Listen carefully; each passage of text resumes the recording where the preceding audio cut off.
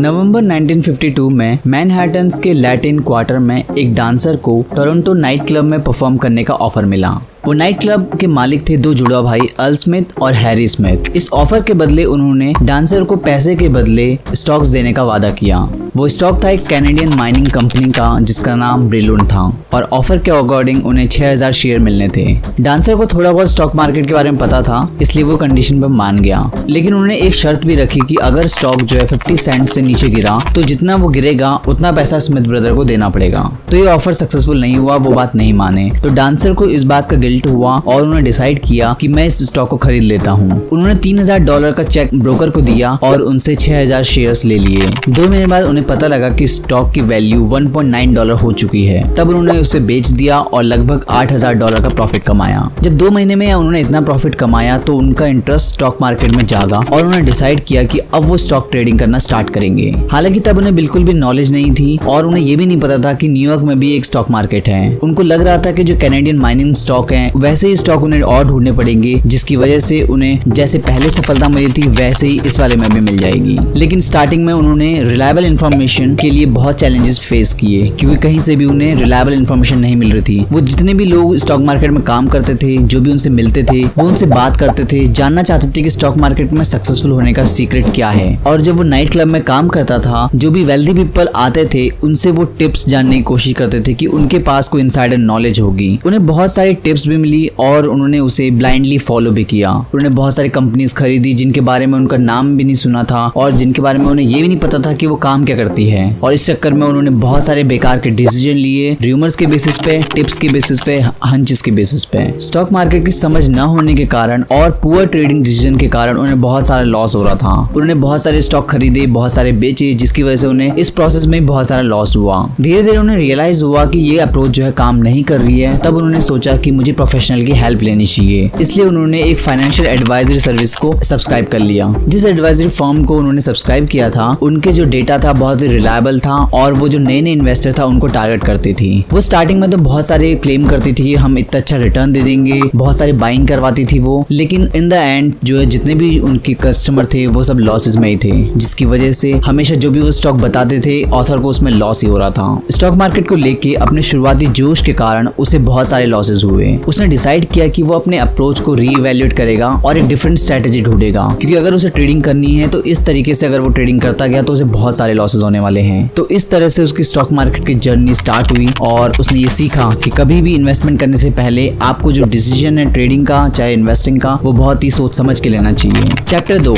एक दिन मैंने ल्यू कैलर को कॉल किया और उन्हें बताया कि मुझे क्या चाहिए। अगले दिन उन्होंने कुछ पेपर भेजे और मुझे कहा कि इसमें साइन कर दीजिए और एक डिपॉजिट आपको जमा कराना पड़ेगा। उन्होंने मेरे को एश्योरेंस दिलाई कि मेरा खुद का एक ट्रेडिंग अकाउंट होगा। जब मैंने उसका नोटिस रिसीव किया तब कुछ अंदर से चेंज हुआ मेरे अंदर। मुझे फीलिंग आया कि अब मैं फाइनली फाइनेंशियल वर्ल्ड का एक पार्ट बनने वाला हूँ। हालांकि मैं कभी वॉल स्ट्रीट में खुद तो नहीं गया था, लेकिन मैंने उसका नाम बहुत सुना था और ये नाम मेरे को बहुत ही मिस्टिकल लगता था। यहाँ पे बहुत कुछ अलग था। जो मेरा पास्ट एक्सपीरियंस था कैनेडियन मार्केट में, जहाँ मैंने सिर्फ गैम्बलिंग की थी, सिर्फ जुआ खेला था, मैंने कसम खाई कि ये मैं दोबारा रिपीट नहीं करूंगा। जब मैं न्यूयॉर्क पेपर में स्टॉक मार्केट के कोटेशंस पढ़ता था मेरे अंदर से एक फीलिंग आती थी कि अब फाइनली मैं अपनी लाइफ के सक्सेसफुल फेज में बढ़ रहा हूँ। और ये वैसा नहीं था जैसे मैंने कैनेडियन मार्केट में फील किया था कि कोई मुझे टिप दे रहा है कि गोल्ड खरीद लो, यूरेनियम खरीद लो और मैं उसे अंधाधुंध बिना सोचे समझे खरीद रहा हूँ। मैंने डिसाइड किया कि मैं इसे एक रिस्पॉन्सिबल बिजनेस की तरह ट्रीट करूंगा और वैसे ही इन्वेस्ट करूंगा जैसे कि बिजनेस में करते हैं। डिपॉजिट जमा करने से पहले मैंने अपने एसेट्स को कैलकुलेट किया।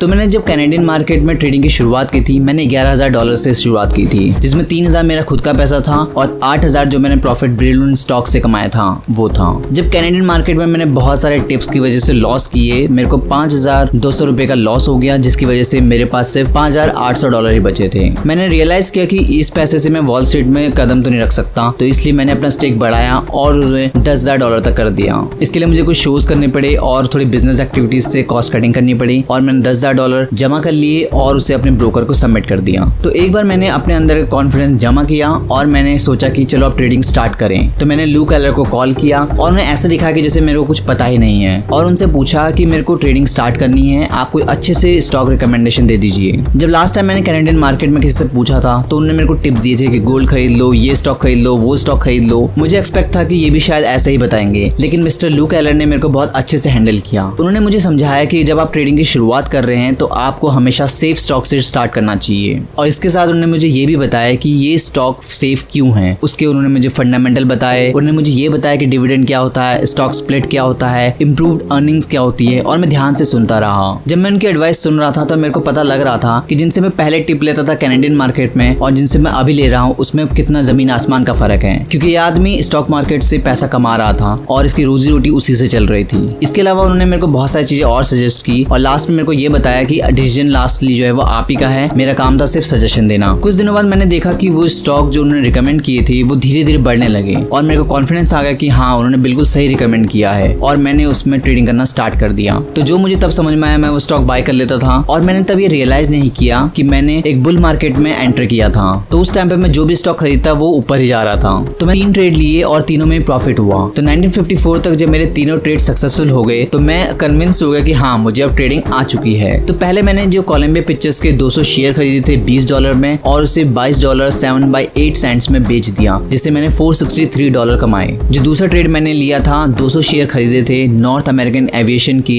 मैंने खरीदा था $24 1/4 में और उसे बेच दिया था $26 7/8 में, जिसमें मेरे को $405 का प्रॉफिट हुआ। अगला ट्रेड में मैंने 100 शेयर खरीदे थे किम्बरली क्लार्क के, जिसे मैंने खरीदा था $53 हाफ सेंट में और $59 में मैंने बेच दिया, जिसमें मैंने $464 कमाए। इन तीनों ट्रांजैक्शन से मैंने टोटल प्रॉफिट कमाया था 1333। हालांकि ये प्रॉफिट बहुत ज्यादा नहीं था, लेकिन मेरे 3 ट्रेड लगातार सक्सेसफुल हुए थे, जिसकी वजह से मेरे को बहुत सारा कॉन्फिडेंस आ गया था। चैप्टर 3, मुझे स्टॉक्स के बारे में पढ़ना और सीखना बहुत अच्छा लगता है। मैंने कुछ स्टॉक्स ढूंढे और मैंने उसमें पाया कि जो भी स्टॉक्स मूव कर रहे हैं उसी इंडस्ट्री के बाकी स्टॉक भी मूव कर रहे होते हैं। अगर ये स्टॉक ऊपर जाते हैं तो सेम इंडस्ट्री के बाकी भी ऊपर जा रहे होते हैं, अगर नीचे जा रहे होते हैं तो सेम इंडस्ट्री के बाकी स्टॉक भी नीचे जा रहे होते हैं। तो मेरे दिमाग में एक आइडिया आया कि अगर मैं स्ट्रॉन्गेस्ट इंडस्ट्री ग्रुप को चुन लूं और उसमें से भी स्ट्रॉन्गेस्ट कंपनी को ही चुन लूं तो वो तो बहुत अच्छी इन्वेस्टमेंट होगी, क्योंकि अगर आप लीडर के साथ पैसा नहीं बना सकते तो लूजर के साथ तो नहीं बना पाएंगे, तो पक्का है। इसे समझने के लिए अगर मैं कोई स्टॉक ढूंढता था तो मैं उस इंडस्ट्री के बाकी स्टॉक का भी परफॉर्मेंस देखता था। एग्जांपल के लिए जब मैं जनरल मोटर को स्टडी कर रहा था तो उसके अलावा मैंने क्राइसलर, स्टूडबेकर और अमेरिकन मोटर को भी स्टडी किया, क्योंकि सब एक ही स्टॉक के बारे में है।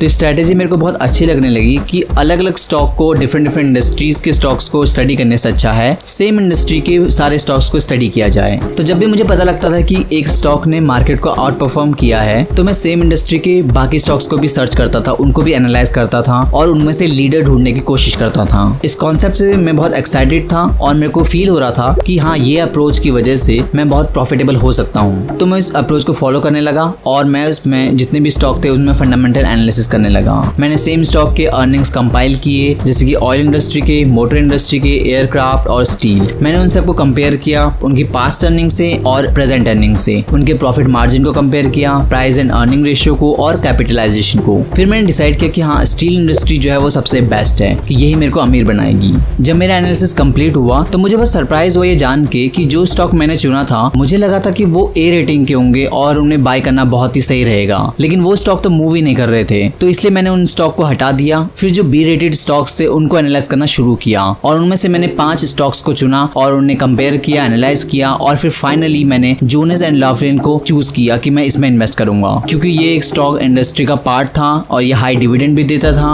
और इसके अलावा इसका जो पी रेशियो था वो भी बहुत अच्छा था। मुझे लगा कि यार मैं बहुत ही खुशकिस्मत हूँ कि मेरे को ये ऐसा स्टॉक मिला है और ये 20 से 30 पॉइंट तो जरूर मूव करेगा। इस मौके का फायदा उठाने के लिए मैंने और पैसा जोड़ना शुरू किया। मैं नहीं चाहता था कि ये मौका मेरे हाथ से निकल जाए। मैंने डिसाइड कर लिया कि इस मौके का मैं पूरा फायदा उठाऊंगा, इसलिए मैंने पैसे जोड़ना शुरू कर दिया। मैंने अपने प्रॉपर्टी को गिरवी रखा, उससे पैसे उठाए, दोस्तों से मांगे और जहां से पैसे हो सकते थे मैंने इकट्ठा किया। मैं इस ट्रेड में तक कॉन्फिडेंट था कि मैंने इसमें 1000 शेयर्स खरीद लिए। मैंने खरीदे $52 में और 1/4 में और मैंने मार्जिन भी यूज किया और मेरे को विश्वास था कि अगर कोई स्टॉक मेरे को पैसा कमा के दे सकता है तो वो यही स्टॉक है। हालांकि जब कुछ ही दिन हुए थे ये स्टॉक गिरने लगा और मेरे को यकीन नहीं हुआ, क्योंकि मैंने इतना एनालिसिस किया था, मैंने इतना पी रेशियो देखा था, मैंने इतने चार्ट देखे थे, इतना एनालाइज करने के बाद मैं इस स्टॉक को चुना था और वो स्टॉक गिरा जा रहा था और मैं ये सोच रहा था कि यार ये अच्छा स्टॉक है, ये थोड़ा देर रुक जाएगा, अभी बाउंस बैक करेगा, लेकिन नहीं, वो गिरता गया। अब मेरे को डर लगने लग गया कि मैं न्यूज़पेपर में जब कोटेशन पढ़ता आता था तो न्यूज़पेपर में डर डर के पढ़ता था। ब्रोकर के कॉल आता था तो मैं डरता था कि ये मार्जिन के लिए कॉल कर रहे हैं, और वो स्टॉक गिरता